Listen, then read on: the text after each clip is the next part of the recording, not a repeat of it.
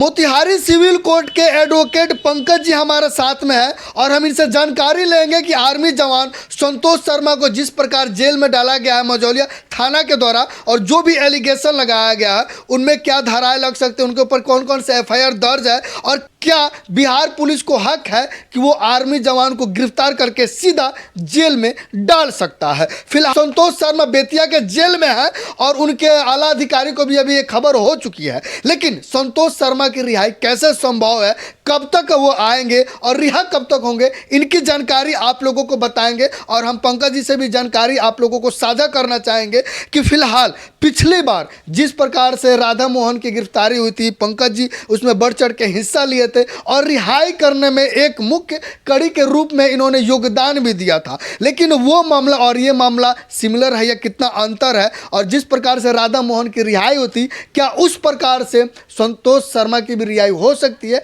या नहीं होगी, उसके बारे में जानकारी देंगे। सर, सबसे पहले इंडियन टाइम्स न्यूज़ पर आपका स्वागत है। आपका भी बहुत बहुत धन्यवाद और स्वागत है कि आप आज आए हुए हैं यहाँ पर और बलुआ चौक में हम लोग बैठ करके बात कर रहे हैं। आपसे सवाल ये है कि एक आर्मी जवान को गिरफ्तार करके जेल में डाल दिया जाता है, क्या यह संविधान में ऐसा है कि आर्मी जवान को गिरफ्तार करके सीधा जेल में भेज दिया जाए? सबसे बड़ी बात तो ये है कि आईपीसी सीआरपीसी पर एविडेंस एक्ट पर हम लोग बाद में बात करेंगे। सबसे पहले पुलिस की मंशा जो है उस पर हम लोग बात कर लेते हैं।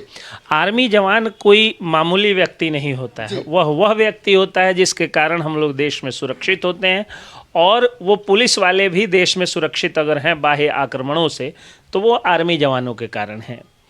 लेकिन आर्मी जवान का इस तरह से आना, कोई विवाद होना, जैसे पिछली बार आप लोगों ने देखा कि राधा मोहन गिरी जो आर्मी जवान हैं उनको जो है जिस तरह से बुरी तरीके से सरेआम पब्लिक के बीच में उनकी पत्नी और सालियों के सामने में पीटा गया, पीट करके उनको जो है वो डाला गया वो हाजत में और उसके बाद जेल भेजा गया। उसके बाद एक लंबी लड़ाई लड़ी गई। आप ही ने वो वीडियो को भी चलाया था सबसे पहले अपने न्यूज़ पर, और आप लोग आए मोतिहारी में आकर के धरना दिए, प्रदर्शन किए, लगातार धरना दिया गया धरना स्थल पर। बड़े बड़े पत्रकार लोग आए, सन ऑफ बिहार मनीष कश्यप आए, पहले से पूर्णिमा भारती और रंजीत गिरी जैसे सामाजिक कार्यकर्ता जो है वो उस लड़ाई को लड़ रहे थे। अदालत में हमारे सीनियर और हम लोगों की पूरी टीम जो है वो लड़ाई लड़ रही थी। तो हम लोग जो अदालत की लड़ाई लड़ रहे थे उसमें ये तर्क दिया जाता है बेल के समय कि पूरा देश उद्वेलित है, ऐसी गिरफ्तारी ये हुई है, इसलिए इनको जो है वो गिरफ्तारी मुक्त किया जाए, नहीं जेल से मुक्त किया जाए, बेल दिया जाए। और राधा मोहन गिरी जी की को बेल मिल गया। अब मामला आ जाता है संतोष शर्मा जी का। उसके बीच में भी देखिए आर्मी जवान जितने लोग हैं, चाहे कोई भी मिलिट्री के तीनों अंग के जो जवान हैं, उसके पहले ये आर्मी जवान राधा मोहन गिरी के पहले हम लोगों ने एक लड़ाई लड़ा था। शर्मा जी की गिरफ्तारी हुई है। आप पूछ रहे हैं कि पुलिस गिरफ्तार कर सकती है कि नहीं? सीआरपीसी 45 या सीआरपीसी के 172 बी धारा में जो है, ये सारी जब सुसंगत धाराओं को आप पढ़िएगा तो उसमें पाया जाता है कि एक आर्मी जवान को गिरफ्तार तभी करना है जब विशेष परिस्थिति बन रही हो, या कोई बहुत बड़ा खतरा हो समाज को, या कोई बहुत जघन्य अपराध उनके खिलाफ हो, जैसे मर्डर हुआ, रेप विथ मर्डर हुआ, रेयर ऑफ द रेयरेस्ट, और बहुत सीरियस क्राइम में ही आप उनको डायरेक्टली गिरफ्तार करके जो है वो जेल भेज सकते हैं।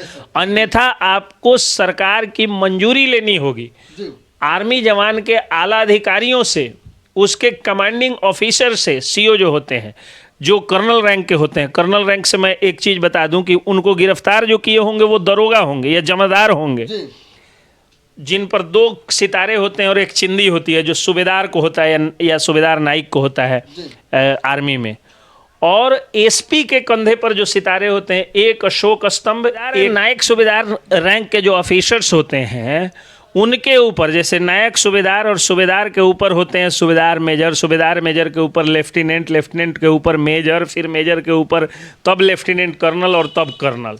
तो लेफ्टिनेंट कर्नल और कर्नल जो एसपी और सीनियर एसपी या डीआईजी रैंक के जो अफसर होते हैं, उस लेवल के ऑफिसर से आपको जा करके और परमिशन लेना है, सूचना देनी है कि आपके जवान को मैं गिरफ्तार कर रहा हूँ। सपोज करिए कि आप किसी आर्मी के ऐसे जवान को उठा दिए जो अपने प्लाटून का जो है वो हेड हो, प्लेटून कमांडर हो या प्लेटून पूरा उस पर निर्भर हो या वो कोत मुंशी हो, कोत मुंशी मतलब शस्त्रागार का मुंशी हो, उसी को हथियार देना है। अचानक देश में कोई हमला हो जाए, अचानक देश में कोई जो है वो सीरियस अकरेंस हो जाए, पता चले मुंशी जी अभी जो है वहाँ पे हैं, मुंशी जी को फ़ोन जा रहा है कि मुंशी जी जल्दी आइए, देश में जो है इस तरह की विषम परिस्थिति, अब मुंशी जी जेल में हैं और कोर्ट कल कंडोलेंस है, हम लोग यहाँ मोतिहारी में कल कंडोलेंस हो गया, तो कल कंडोलेंस है, उसके बाद जो है फिर कोर्ट खुलेगा, फिर पुलिस डायरी मांगी जाएगी, फिर संडे होगा, फिर ये होगा वो होगा, कहीं गंगा स्नान की छुट्टी आ गई, पता चला 15 दिन जेल में रह गए आर्मी वाले और उधर लड़ाई की स्थिति हो गई, फिर इसकी जिम्मेदारी कौन लेगा? गिरफ्तार करने वाला एक भी पुलिस अफसर लेगा? नहीं लेगा। और मजाक बना के रख दिया है लोगों ने धारा 353 को, जो सरकारी काम में बाधा पहुंचाने की धारा है। कोई बात होती है सरकारी काम में बाधा इन लोगों को पहुंच जाती है। ये जो आज तक इनको घूसखोरी में बाधा नहीं हुई है। आप देखिएगा, ईओयू की रेड होती है, इकोनॉमिक ऑफेंस यूनिट की रेड होती है, जो आर्थिक अपराधी लोग हैं, चाहे वो गुंडे माफिया हो, चाहे शिक्षा माफिया हो, चाहे ड्रग माफिया हो, चाहे शराब माफिया हो, चाहे बालू माफिया हो, चाहे करप्शन माफिया जो सरकारी पदों पर बैठा हुआ है, उनके घर पे छापेमारी कर लीजिए, पैसा गिनते गिनते मशीन थक जा रहा है, आदमी कौन कहे, उसमें सरकारी काम में बाधा आपको नहीं पहुंच रहा है। लेकिन एक आदमी अगर जा कर के पूछ दे रहा है कि भाई आप क्यों गिरफ्तारी कर रहे हैं, हम एक ऑथेंटिक पर्सन हैं, हमारे खिलाफ आप वारंट लाइए, हमारे खिलाफ जो है आप थोड़ा सा इन्वेस्टिगेशन करिए, उसके बाद अरेस्ट करिए, तो आपको सरकारी काम में बाधा पहुंच जा रही है। आर्मी जवान जिनको गिरफ्तार किया गया संतोष कुमार शर्मा को, उन पे भी धारा लग गया होगा ये वाला? 353 लगाया ही होगा लोग। मैं वैसे तो मैं कंफर्मेशन नहीं कर सकता हूँ, लेकिन लगाया ही होगा लोग, जैसा कि आपके न्यूज से जो सूचना मिली है। अभी कागज नहीं मिला हुआ तो क्या क्या हुआ अभी दिया नहीं, लेकिन अगर लगाएगा लोग तो मैं पहले चेतावनी दे देता हूं कि अगर संतोष शर्मा जी का परिवार कोर्ट में जाएगा और आप गलत धारा लगाइएगा, कोई भी व्यक्ति हो चाहे किसी भी पद पर हो, तो आप जान लीजिए कि अगर वो लोग कंप्लेंट करेंगे तो कोर्ट आपको नहीं बख्शेगा, क्योंकि भारतीय न्यायपालिका में से बड़ा जो है वो इसके सामने आप हीरोगिरी नहीं दिखा सकते। आपकी सारी पुलिसगिरी, आपकी सारी प्रशासनगिरी, नेतागिरी, मीडियागिरी या कोई भी या भांटगिरी, सब जो है वो कोर्ट के बाहर चलता है। कोर्ट के भीतर सारा एविडेंस पर और विटनेस पर निर्भर करता है, सबूत और गवाह पर निर्भर करता है। पंकज जी एक और जानकारी आपसे चाहेंगे कि जो संतोष कुमार शर्मा है, उनके घर पे जमीनी विवाद था, उनके परिवार के जो पड़ोसी होते हैं उनसे जमीनी विवाद था। अगर जमीनी विवाद होता है तो उस विवाद में अगर गार्जियन को उठाना है या किसी भी खास पर्सन को गिरफ्तार किया जाता है? विवाद में किसी को नहीं उठाना है। जमीनी विवाद है तो पुलिस का काम है वहाँ प्रोटेक्शन देना कि हाँ कोई अकरेंस नहीं हो जाए, और कोई अकरेंस हो जाता है जो दोषी है, जो क्राइम किया है, क्रिमिनल ऑफेंस होता है, उसको उठाना है। ऐसा नहीं है कि हाँ जमीन विवाद दो आदमी में है, हमको शक है कि दोनों आदमी मारपीट कर सकता है, उठा के जेल भेज दिए। जेल नहीं भेजना। अगर आपको शक है मारपीट हो सकती है तो फोर्स डिप्लॉय करिए, आप फोर्स डिप्लॉयमेंट करिए, आप जो है वो फोर्स की तैनातगी करिए, पुलिस बल की तैनातगी करिए। अगर मान लीजिए कि संतोष कुमार शर्मा उस झगड़े में शामिल थे और वो क्रिमिनल एग्जीक्यूट हो जाते हैं, तो क्या उनको भी जेल में डाला जाएगा या उन पर जांच बिठाई जाएगी? पहले क्रिमिनल एकजुट हो जाते हैं मतलब नहीं, मतलब कि अगर सिद्ध होता है कि हाँ आर्मी जवान संतोष कुमार सिद्ध हो जाएगा, क्राइम सिद्ध हो जाएगा तो कोई भी व्यक्ति, वो दोषी जो करार दिया जाएगा उसको अदालत सजा सुनाएगी, उसकी गिरफ्तारी होगी, सब कुछ होगी। आनन फानन में बिना किसी सीरियस क्राइम के, मतलब अनलेस की मर्डर हुआ है, अगर मर्डर हुआ है, बलात्कार हुआ है, वैसी स्थिति में आप उठाइए और उठा के बाद में सूचना दीजिए ऊपर में। लेकिन अगर इस तरह का क्राइम नहीं और आपको गिरफ्तार करना है तो पहले आपको पूर्व में सूचना देनी है। गिरफ्तारी का भी विशेषाधिकार होता है, प्रिविलेज ऑफ अरेस्टिंग होता है, तो उसको ध्यान में रखना है और उसको ध्यान में रख करके और तब आपको आर्मी जवानों की गिरफ्तारी करनी है। ऐसे कोई नहीं गिरफ्तार कर सकता है। अभी फिलहाल देखा जाए तो संतोष कुमार शर्मा आर्मी जवान है और वो अभी बेतिया के जेल में है। अब उनकी रिहाई की जो संभावना है, तरीका है, वो प्रारूप जरा बताइए।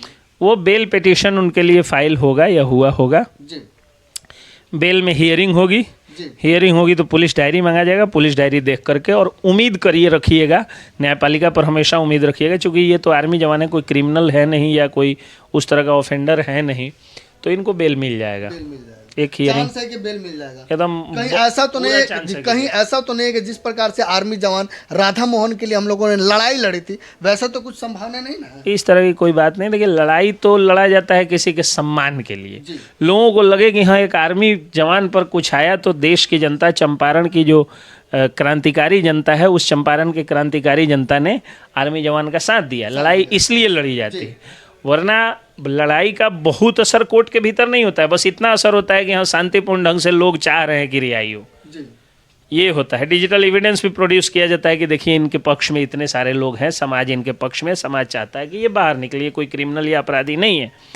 तो और कोई उन पर जो है वो क्रिमिनल एंटीसीडेंट भी नहीं होगा, यानी कोई आपराधिक इतिहास भी नहीं होगा उनका, तो उनको बेल मिल सकता बेल है। मिल सकता रह गई बात आपके लड़ाई की, तो आप लड़ाई कोई भी लड़े, अभी आप लोग मनीष कश्यप की लड़ाई लड़ रहे हैं, तो ऐसा थोड़े कि आपकी लड़ाई के कारण वो बरी हो जाएंगे, लेकिन उनको एक सम्मान दे रहे हैं कि भाई भले आप जेल में चले गए और हम अदालत से बड़े नहीं हैं, लेकिन हम जनता जनार्दन हैं और आपके अच्छे कार्यों के साथ मोरली नैतिक रूप से हम आपके साथ खड़े हैं। खड़े हैं। सही बात है। अब आप समझ सकते हैं, जितने भी हमारे दर्शक बंधु हैं, जिस प्रकार से पंकज जी ने कहा है कि संतोष कुमार शर्मा की रिहाई हो सकती है, बेल पिटीशन फाइल किया जाए, तो उनके कामों को देखते हुए जो है, जो उनके ऊपर एफआईआर दर्ज किया गया, उस चीज़ को देखते हुए उनको रिहाई मिल सकती है। सही बात है, बिल्कुल बिल्कुल उनको बेल रिहाई मिल सकती है। बाकी आप सभी कमेंट करके जरूर बताइएगा कि जिस प्रकार से चंपारण हो या बिहार के अलग अलग क्षेत्रों में आर्मी जवान को ऊपर एफआईआर दर्ज किया जाता है, क्या सही है या गलत है, और आप सब संतोष शर्मा के साथ कितना खड़े हैं ये भी कमेंट करके जरूर बताइएगा।